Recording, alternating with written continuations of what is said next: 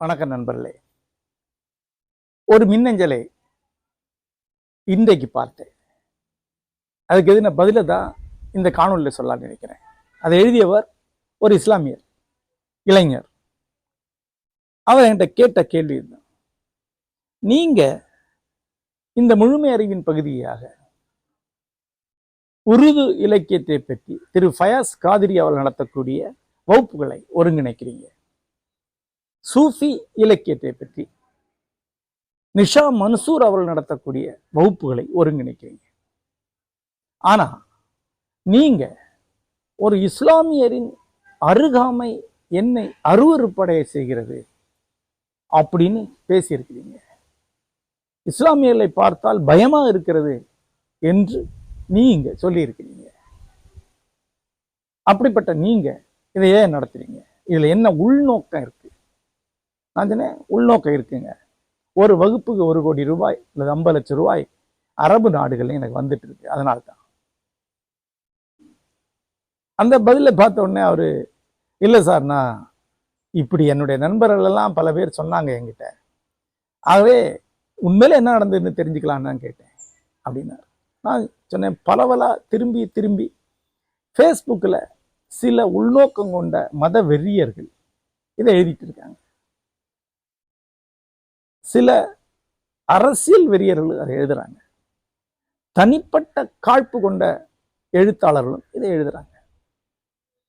இதை கேட்டு ஒன்றுமே புரிந்து கொள்ள திராணியற்ற, அறிவு தரம் மிக கம்மியா உள்ளவங்க, பெரும்பாலும் எதையும் படிக்காம ஓரிரு வரிகளை இந்த மாதிரி முகநூல்ல மேய்ஞ்சிக்கிட்டு கருத்துக்களை உருவாக்கிக்கிட்டு சொல்லிட்டு இருக்கக்கூடிய மேலோட்டமான நபர்கள் இதை சொல்லிட்டு இருக்காங்க. ஆனா ஒரு சிந்திக்கக்கூடிய மனிதன் இப்படி ஒரு ஒரு கூற்று வரும்போது அது உண்மையா கூகுள்ல தேடலாமே. கூகுள் அதுக்கு பதிலா நான் சொல்லி வச்சிருக்கேனே. இல்லை சார், தேடலை. இது பாருங்க, இப்போ இந்த பதில சொல்றேன், இது யூடியூப்ல இருக்கும். ஆனா இது கழிஞ்சு ஒரு மாசம் கழிஞ்சு திருப்பி ஒருத்தர் வந்து கேட்பார், இல்லைங்க யூடியூப்ல பதில் சொல்லியிருக்கேன்னு போய் பாருங்க அப்படின்னா, யூடியூப் எல்லாம் பாக்குறீங்களே, நீங்க சொல்லுங்க அப்படிம்பாங்க. இது ஒரு தொடர்கதை. ஆனா இந்த தமிழ் சமுதாயத்தில் இருக்கக்கூடிய அந்த மரக்கட்டைத்தனத்துக்கு எதிராகத்தான் எல்லா எழுத்தாளர்களும் போராடிட்டு இருக்காங்க. புதுமைப்பித்தன் இதில் முட்டி தான் மண்டையோட செத்தான், பாரதி அதில் முட்டி தான் மனம் சோர்ந்து செத்தான். நம்ம ரொம்ப இதை சொல்லிட்டு தான் இருப்போம். சரி, இந்த குற்றச்சாட்டுக்கு வருவோம். இந்த ஃபேஸ்புக் அல்லது சமூக வலைத்தளங்களுடைய இயல்பு என்னவென்றால், அதில் இருக்கக்கூடியவங்க எதையும் படிக்க மாட்டாங்க என்று அதில் இருக்கக்கூடியவங்க உறுதியாக தெரிஞ்சு வச்சிருக்காங்க. ஆக நீங்க அதுல எதை வேணாலும் சொல்லலாம். சுருக்கமா சொல்லணும், 50 வரி 100 வரிக்குள்ள சொல்லிடணும். இன்னும் சொல்ல போனா 200 வார்த்தைக்குள்ள சொல்லணும். அப்போ அது நிற்கும், எல்லாம் அதை படிப்பாங்க, அதை திருப்பி திருப்பி சொல்லுவாங்க. அப்புறம் கொஞ்ச நாள் அதை மறந்துடுவாங்க. அதுல வேகா நினைவு இருக்கும், அதை வச்சு இவனே ஒன்று கிரியேட் பண்ணிக்குவோம். அப்படி அது மாறிக்கிட்டே போகும். அங்க ஒரு ஓனான் இருக்குன்னு ஒருத்தன் அதில் எழுதுனா, இன்னொருத்தன் அங்க ஒரு உடும்பு இருக்குன்னு மாத்திடுவான். கொஞ்ச நாள் கழிஞ்சு அங்க ஒரு டைனோசர் இருக்குன்னு ஒருத்தர் சொல்லிட்டு இருப்பான். இதுதான் ஃபேஸ்புக்குடைய இயல்பு. இது வம்புகளுடைய இயல்பு. உலகம் முழுக்க வம்புகள் இப்படிதான் பரவிட்டு இருக்கு. நமக்கு தெரியுமே, ஒவ்வொரு கிராமத்திலையும் வம்பாளர்கள் உட்கார்ந்து இதுதான் பண்ணிட்டு இருக்காங்க. ஆனா சமூக வலைத்தளங்கள் வம்பாளர்களுக்கு ஒரு மேடையை போட்டு கொடுத்து வம்பை வளர்த்துக்கோ அப்படின்னு அவங்களுக்கு ஊக்கம் கொடுக்குறாங்க. வம்பு இந்த நூற்றாண்டுடைய மகத்தான ஒரு சாபமாக வளர்ந்து நிற்கிறது. ஒரு பெரிய நோய் மாறி இருக்கு. அவ யாரு எங்க வம்பு பேசினாலும் அவங்கள ஒரு வகையான இழிந்த மனிதர்கள், அறிவார்ந்த செயல்பாடுக்கு எதிரானவர்கள் அப்படின்னு பார்க்கறதா என்னுடைய வழக்கம். பல பேரை வெறும் வம்பர்களை நான் சுட்டி காட்டியிருக்கேன். காரணம், நம்ம நண்பர்களுக்கு எச்சரிக்கை கொடுக்கறதுக்காக தான். அப்போ இந்த கேள்வி எங்கிருந்து வருகிறது? இதுக்கான பின்னணி என்ன? இது ஒன்றும் ரகசியம் கிடையாது. என் தளத்துல தொடர்ந்து நடந்த விவாதங்கள் அங்க இருக்கு. நீங்க கூகுள் அடிச்சாலே வந்துடும். அது சில ஆண்டுகளுக்கு முன்னாடி அமெரிக்காவில் என்ன அழைத்தாங்க.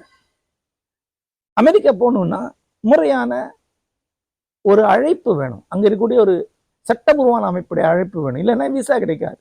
ஆனா எனக்கு அது தேவைப்படலை. அமெரிக்கா கான்சுலேட்ல இருக்கக்கூடிய உயர் அதிகாரி ஒருவர் என்ன சந்தித்து தனிப்பட்ட முறையில் பேசி, நான் ஒரு இலக்கியவாதி என்கிறனாலே எனக்கு 10 வருஷம் விசா கொடுத்துட்டார். ஆனா அந்த அழைப்புதலை வாங்குறதுக்கு என்னோட நண்பர்கள் அங்க முயன்றாங்க. அப்ப தமிழ் சங்கங்கள்கிட்ட போய் கேட்டா, இல்ல அவர் மலையாளி, அதெல்லாம் கொடுக்க முடியாதுட்டாங்க. அப்போ ஒரு பேப்பர் அமைப்பு ஒன்றை அவங்க விலைக்கு வாங்கி அதன் பேர்ல அந்த அழைப்பை கொடுத்தாங்க. நான் அமெரிக்கா போறேன். அமெரிக்கா போன உடனே ஒவ்வொரு இடத்திலும் என்னோட இணையதளத்துல நான் வந்து இங்க நண்பர்களை சந்திக்கிறேன்னு அறிவிக்கிறேன். பெரும்பாலும் சின்ன சின்ன ஹால் அல்லது தனியார் நபர்கள் வீடுகள், ஒவ்வொரு இடத்துலையும் 30 பேர், 40 பேர், 50 பேர் வந்தாங்க. அமெரிக்காவில் எந்த ஒரு இலக்கிய நிகழ்ச்சிக்கும் அந்த மாதிரி 50 பேர் வர்றது கிடையாது. அங்கீகரிக்கப்பட்ட தமிழ் சங்கங்களுக்கே அவ்வளவு கூட்டம் கிடையாது. ஆகவே அவங்க அலர்ட் ஆயிட்டாங்க. இந்த அமைப்பாளர்கள் என்ன பண்ணாங்க, தங்களுக்கு ஒரு அமைப்பு உருவாக்கிட்டோங்கிறது நிறைவு அடைஞ்சாங்க. ஒரு 2 ஆண்டுகளுக்கு பிறகு அந்த அமைப்பு சார்பில் அர்ஜுன் சம்பத்தை அழைக்கப்பட்டார். இந்த அமைப்பு உருவாக்குனவங்களுடைய நோக்கம் என்னன்னா, கொஞ்சம் ஆழ திரட்டிட்டோம், இது அப்படியே வந்து பாரதிய ஜனதாவுக்கு சாதகமா மாத்தினா நமக்கு சில நன்மைகள் இருக்குன்னு அவங்க நினைச்சிருக்கலாம். அவங்களோட அரசியல் அது. ஆனா அர்ஜுன் சம்பத்தை கூப்பிட்டாங்க. அப்ப நான் ஒரு கண்டிச்சர் கட்டு எழுதினேன். அர்ஜுன் சம்பத்தை யார் வேணாலும் கூப்பிடலாம், எனக்கு அதில் ஒரு பிரச்சனையும் கிடையாது. ஆனா என் பேர்ல நான் உருவாக்கின ஒரு அமைப்புல அவரை கூப்பிடக்கூடாது. அந்த மாதிரியான மத அடிப்படை வாதத்தோட எந்த தொடர்பும் நான் வச்சுக்கொள்ள மாட்டேன். ஆகவே அவரை கூப்பிட்டதை கண்டிச்சு, இது கூட எனக்கு சம்மதம் கிடையாது, இதை நான் நிராகரிக்கிறேன்னு எழுதினேன். அப்ப பல பேர் கேட்டாங்க, அது எப்படி நீங்க உட்கார்ந்து ஆட்டில் அவர் உட்காரக்கூடாதா, நீங்க உட்கார்ந்து பஸ்ல அவர் ஏறக்கூடாதா? அப்படி இல்லைங்க, நான் தொடர்பு வச்சுக்க மாட்டேன். இவர் மட்டும் இல்ல, எந்த மதத்தை சார்ந்த அடிப்படைவாதியோட எனக்கு தொடர்பு கிடையாது, எல்லாரையும் நான் நிராகரிக்கிறேன். அந்த கட்டுரையில் நான் ஒரு வரி எழுதினேன். உதாரணமா ஒரு மேடையில் ஜவஹர்லால் கூட நான் ஏற வேண்டியிருந்தது. அவர் ஒரு மத அடிப்படைவாதி, வெறுப்பை பரப்பக்கூடியவர், அவர் கூட நான் உட்கார மாட்டேன்னு சொல்லிட்டேன். எனக்கு அந்த மாதிரி ஒரு மத அடிப்படைவாதியின் உடல் நிற்பது என்பது ஒரு நடுக்கத்தை உருவாக்கக்கூடியது. இதுதான் சொன்னேன். நான் அர்ஜுன் சம்பத்துக்கு அதே நடுக்க இருக்கு, எனக்கு ஜவஹர்லாலுக்கு அதே நடுக்க இருக்கு, இன்னொரு கிறிஸ்தவ அடிப்படைவாதி இருந்தாலும் அதே நடுக்க இருக்கு, அவங்கள தொடர்பு வைத்துக் கொள்ளலாம்னு நினைக்கிறேன். இதெல்லாம் எழுதினேன். இவ்வளவுதான். இது எப்படி திரிக்கப்பட்டதுன்னா, ஜவஹர்லால் கூட இருப்பது இவருக்கு நடுக்கத்தை உருவாக்குற சொல்றாரு. அவர் யார் தெரியுமா அப்படின்னு முதல்ல. கொஞ்ச நாள் கழிஞ்சு ஒரு இஸ்லாமியருடன் இருப்பது இவருக்கு நடுக்கத்தை உருவாக்குறது அப்படின்னு தெரிச்சாங்க. இன்னும் கொஞ்ச நாள் கழிஞ்சு இஸ்லாமியர்களை பார்த்தாலே இவருக்கு ஒவ்வாமையா இருக்கு, இவர் இரிட்டேஷனா இருக்குன்னு சொல்றாரு. இப்போ இந்த கடைசி சென்டென்ஸை பிடிச்சிக்கிட்டு திருப்பி என்கிட்ட வருவாங்க. சரி, இதெல்லாம் இருக்கே, படிச்சு பாருன்னா அது படிக்க மாட்டேன்.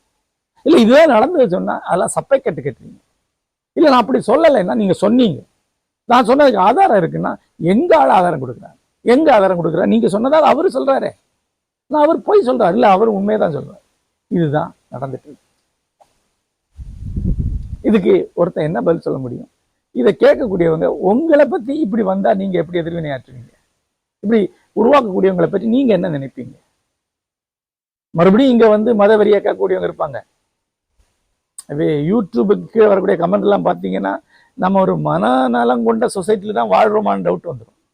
ஆனா கொஞ்சம் பேர் மனசாட்சியோட பேசக்கூடியவங்க இருப்பீங்க. யோசிச்சு பாருங்க, என்னுடைய அடிப்படை கொள்கை என்ன உங்களுக்கு தெரியும். நான் காந்தியை உயர்வா நினைக்கக்கூடிய, காந்தியை லட்சிய புருஷன் நினைக்கக்கூடிய, காந்தி முன்வைத்த மாற்று அரசியல், நுண் அரசியல் என்று சொல்லக்கூடிய சின்ன சின்ன அலகுகளில் மக்கள் பணியாற்றி அதன் வழியாக மக்களுடைய கருத்தில் மாற்றத்தை உருவாக்கி அதன் விளைவாக அரசியல் மாற்றத்தை உருவாக்கக்கூடிய அரசியலை நம்பிக்கொண்டவன். எந்த அரசியல் கட்சியோடும் எனக்கு தொடர்பு கிடையாது, சம்பந்தப்படுத்துக்கிறது கிடையாது, தேர்தல் அரசியல் நம்பிக்கை கிடையாது, அதோட இணைந்து பேராட கிடையாது, அரசியல் சார்ந்த எதையுமே எப்பவுமே சொல்றது கிடையாது. எத்தனையோ ஆண்டுகளாக அரசியல் சார்ந்த எதுவுமே எப்பவுமே சொன்னது கிடையாது. எந்த கட்சிக்கும் ஆதரவா எதிர்ப்பா சொன்னது கிடையாது. என்னோட அரசியல் இது. இந்த அரசியல்ல பல ஆண்டுகளா, 25 ஆண்டுகளா ஈடுபட்டிருக்கேன், இல்ல அதுக்கு மேல ஈடுபட்டிருக்கேன். இந்த நாட்டுடைய முக்கியமான காந்தியர்கள் அத்தனை பேருடைய எனக்கு தொடர்பு இருக்கு.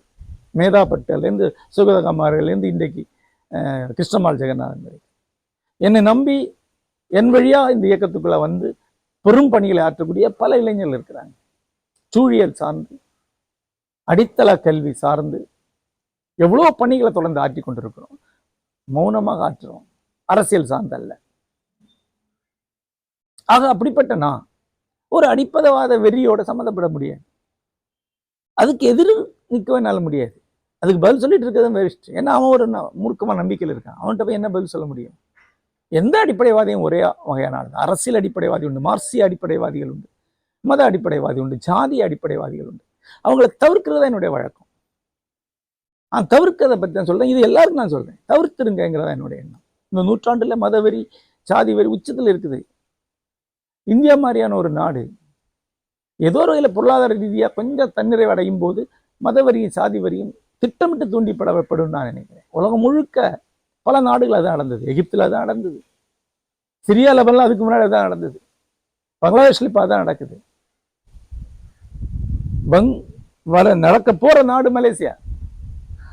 அந்த நாடுகளுடைய பொருளாதார அழியும். அதனால யாருக்கும் எங்கேயோ லாபம் இருக்கு. ஆகவே அடிப்படைவாதத்துக்கு எதிரான ஒரு மனநிலையை நான் வளர்த்துட்டு, அப்புறம் இந்த அடிப்படைவாதத்துக்கு எதிரான மனநிலை இன்னைக்கு நேற்றுக்கா சொல்றேன். என்னுடைய தளம் இருக்க நீங்க பார்க்கலாமே, தொடர்ந்து மாறாத அந்த நிலைப்பாடுல தான் இருந்துட்டு இருக்கு. ஏன்னா அது என்னுடைய கன்விக்ஷன். சில ஆண்டுகளுக்கு முன்னாடி ஓவியர் எம்.எஃப். ஹுசைன் சரஸ்வதியுடைய படத்தை நிர்வாணமா வரைந்து விட்டார் என்று சொல்லி இங்க உள்ள இந்துத்துவர்களுக்கு பிரச்சனை கிளப்பின போது நான் அவருக்கு வாதாடினேன். ஏன்னா அது அவர் கலைஞருக்கான உரிமை அதுக்கு உண்டு. அப்புறம் நிர்வாணமா வரைகிறது ஒண்ணு இந்து மதத்துக்கு எதிரானதும் கிடையாது. எவ்வளவோ இடங்களில் சரஸ்வதி நிர்வாணமா தான் இருக்கிறாங்க, தெய்வங்கள் நிர்வாணமா தான் இருக்கிறாங்க. நிர்வாணமா இருக்கிறதோ ஆபாசம் நினைக்கக்கூடியது ஒரு ஐரோப்பிய மனநிலை. அதுக்கு சத்தம் போடுறவனுக்கு இந்து மதம் பற்றி ஒன்றும் தெரியாது. அப்புறம் ஒரு கலைஞனுடைய சுதந்திரத்தை மதவெறியை வச்சு அடுக்கிறது தவறு. அது அடிப்படைவாதம், அதை ஏற்றுக்கொள்ள முடியாது. இது என்னுடைய திடமான அபிப்பிராயமா இருந்தது. அதன் பிறகு எம்.எம். பஷீர் என்கிற முக்கியமான கேரள சிந்தனையாளர்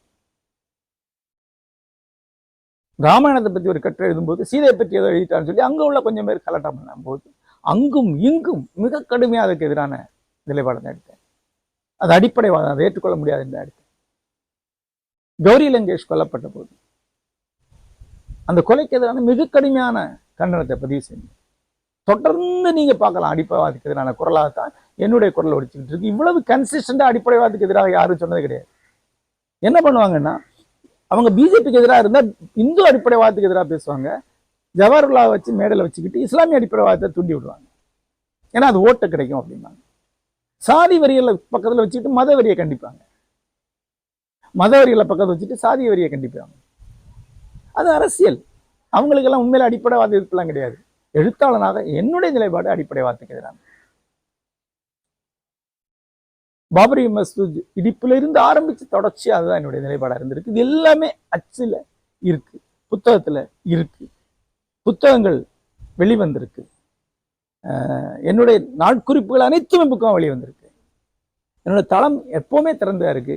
ஞாபகம் வச்சுங்க, ஒரு கட்டுரை கூட அதுல மாற்றப்படவில்லை, நீக்கப்படவும் இல்லை. ஏன்னா என்னுடைய அரசியல் நிலைப்பாடு அது.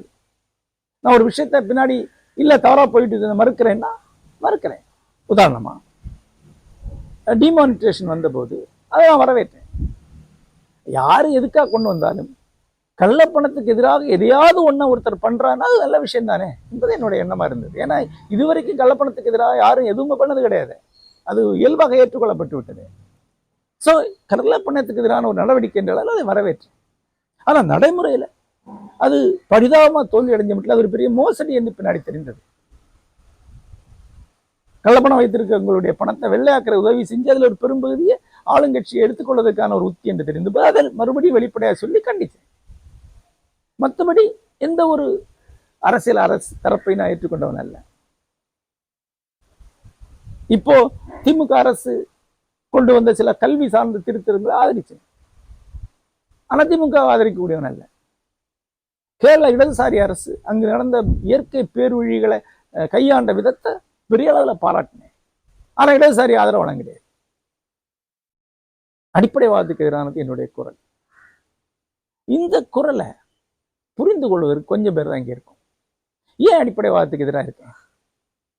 அடிப்படைவாதத்தை பத்தி மிக விரிவாக எழுதியிருக்கேன். அதை பத்தி இன்னொரு காணொலியில சொல்றேன். அடிப்படைவாதம் வேற, பழமைவாதம் வேற. ஒரு இஸ்லாமிய நம்பிக்கையோடு இருக்கிறது பழமைவாதம் அல்லது மதவாதம், மத நம்பிக்கை. அது மதவாதம் வேற, அது மத வெறி. எனக்கு என்னுடைய நம்பிக்கை நான் அல்லாஹ் வழிபடுறேன்னு ஒரு இஸ்லாமியர் சொன்னார். எனக்கு என்னுடைய வழியை நான் விஷ்ணுவை வழிபடுறேன்னு ஒரு வைணவர் சொன்னார். அது மத நம்பிக்கை. மத நம்பிக்கையால இன்னொரு மத நம்பிக்கையால எதிராக இருக்க மாட்டான். அவனுக்கு அரசியல் கிடையாது, அது அவனோட நம்பிக்கை. மத நம்பிக்கை அரசியலாக்கும் போது தான் அடிப்படைவாதம் வருது. அது இந்து அடிப்படைவாதமாக இருந்தாலும் சரி, இஸ்லாமிய அடிப்படைவாதம் இருந்தாலும் சரி. மத நம்பிக்கை அடிப்படையில் மக்களை திரட்டி அதை ஓட்டா மாற்றி அதிகாரத்துக்கு வருவதற்காகத்தான் அடிப்படைவாதம் உருவாக்கப்படுகிறது. அடிப்படைவாதம் என்பது ஒரு இந்திய விஷயமே அல்ல, இந்திய கொள்கையே அல்ல. ஐரோப்பாவில் 16ஆம் நூற்றாண்டுக்கு பிறகு கொஞ்சம் கொஞ்சமா உருவாகி வந்ததுதான். ஒன்று தேசிய அடிப்படைவாதம், அடுத்து மொழி அடிப்படைவாதம், அடுத்து மத அடிப்படைவாதம். அவங்க அதை உலகம் முழுக்க கொண்டு சென்றாங்க. அந்த ஐரோப்பிய பாணியில தான் இங்க இந்து அடிப்படைவாதம் உருவாக்கப்பட்டது 1925. அந்த ஐரோப்பிய பாணியில தான் இங்க இஸ்லாமிய அடிப்படைவாதம் ஜின்னாவால் உருவாக்கப்பட்டது. அந்த அடிப்படைவாதத்துக்கு நான் எதிரானவன். ஏன்? மதத்துல எவ்வளவு விஷயங்கள் இருக்கு. ஆன்மீகம் இருக்கு, தத்துவம் இருக்கு, கலைகள் இருக்கு, வாழ்வை கூறுகள் இருக்கு, சில எதிர்மறை அம்சங்களும் உண்டு. அந்த எதிர்மறை அம்சங்களை களைந்து மதத்தை பண்பாட்டாகவும் ஆன்மீகமாக எடுத்துக்கொள்வதை நாம செய்ய வேண்டியது. ஆனா அது அடையாளங்களா மாற்றி அரசியலா மாற்றி இன்னொரு தரப்புக்கு எதிரானதாக மாற்றும் போது அது அடிப்படைவாதமாகிறது. யார் அடிப்படைவாதத்துக்கு எதிரானவன்? எந்த அடிப்படைவாதத்தை ஏற்றுக்கொள்ளக்கூடியவன் அல்ல. ஆகவேதான் தத்துவார்த்தமான வகுப்புகளை நடத்தும் போது ஒரு இந்து தத்துவத்தை ஒருத்தன் கற்றுக்கொண்டால் கண்டிப்பா வேலை தத்துவத்தை கற்றுக்கொள்ளணும், சூஃபி தத்துவத்தை கற்றுக்கொள்ளணும், கிறிஸ்தவ தத்துவத்தை கற்றுக்கொள்ளணும். இது அனைத்தையும் கற்றுக்கொள்ளும் போதுதான் அவனுடைய தத்துவ கல்வி முழுமையாகிறது நினைக்கிறேன். அப்பதான் அவன் அடிப்படைவாதத்துக்கு எதிரான ஒரு உறுதியான நிலைப்பாடை எடுக்க முடியும்னு நினைக்கிறேன். ஆகவேதான் இந்த வகுப்புகளை ஒருங்கிணைக்கிறேன். எந்த வகையான வாத சிந்தனை கொண்டவர்களும் இங்க வர வேண்டிய அவசியம் கிடையாது. அவங்களுக்கானதல்ல. அனைத்தையும் அறிந்து உண்மையான ஒன்று எங்கோ இருக்கும், அதை தேடி போகக்கூடிய மனநிலை கொண்ட சிலர் உண்டு. அவங்களுக்காக தான் இந்த வகுப்புகள் ஒருங்கிணைக்கப்படுகின்றன. நன்றி.